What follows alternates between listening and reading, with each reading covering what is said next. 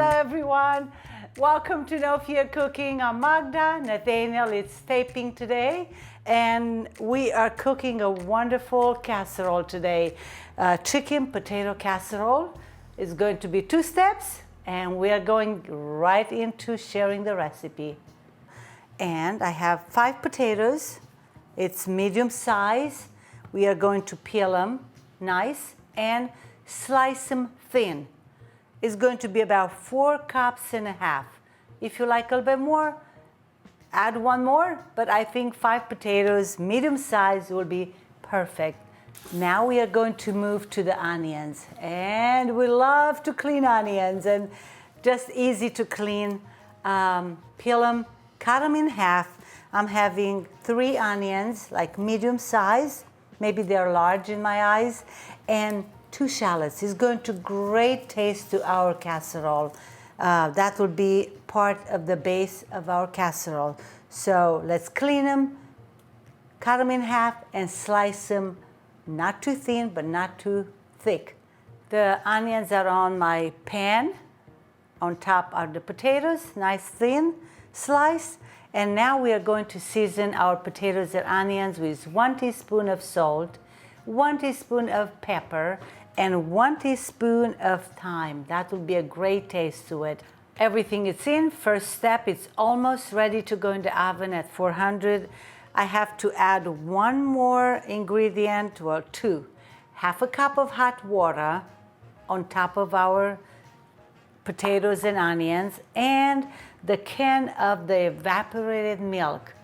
And I'm keeping only 1/4 for later. The rest goes on top.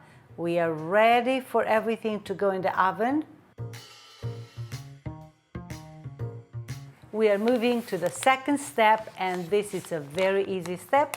We are starting in the pan on medium high, 3 slices to 4 of bacon. I'm going to fry it really nice, it will be crispy, and take it away from the pan, put it on a plate, and we'll wait for the bacon to be used later in the recipe. My chicken is ready now to be seared. Got it this morning from the market. They cut it for me in 8 pieces. Beautiful work. I don't have to cut it at home.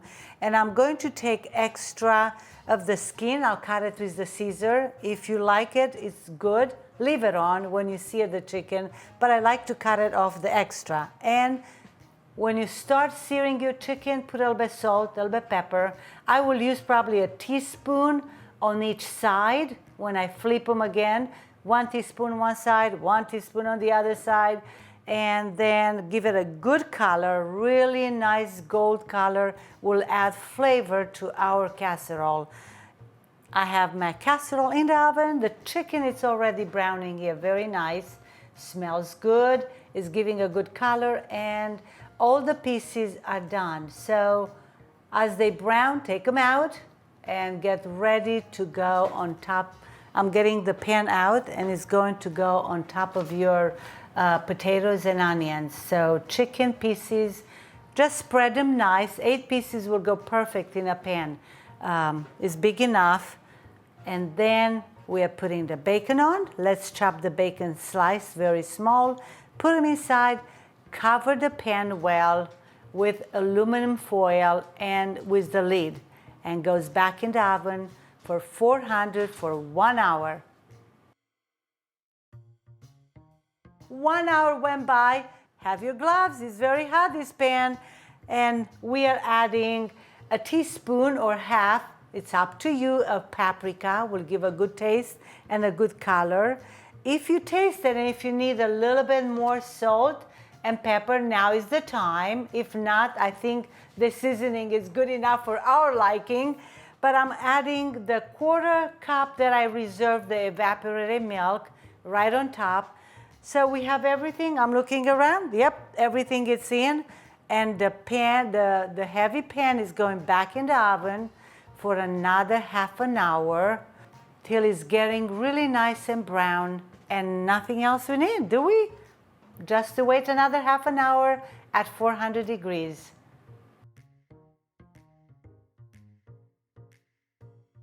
And with this, you're going to taste this wonderful chicken potato casserole. And I'm calling it a casserole because everything is in one pot at the end. And you see the juices evaporated the last 30 minutes. Be sure that you check the last 15 minutes. If you feel like it's cooking a little bit too fast on top, like here, like on this part, please put a little bit of foil right on top the last 15 minutes. Just check it on. Smell out of this world in the house.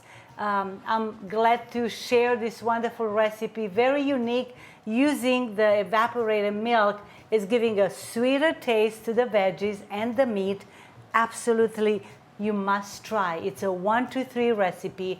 Takes time in the oven because we are going to go on the slow cook idea because we wanted to have it slow. We have time, and when the family comes, they'll be happy to share, talk, and just have a good time, have a good supper. We'll say manja manja, till next time, pofta buna, and I'm going to try it. I know it's good because I had it many times. I'm just going to take a small potato.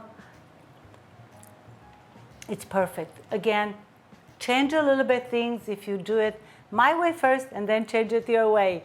We'll see you next time with a new recipe.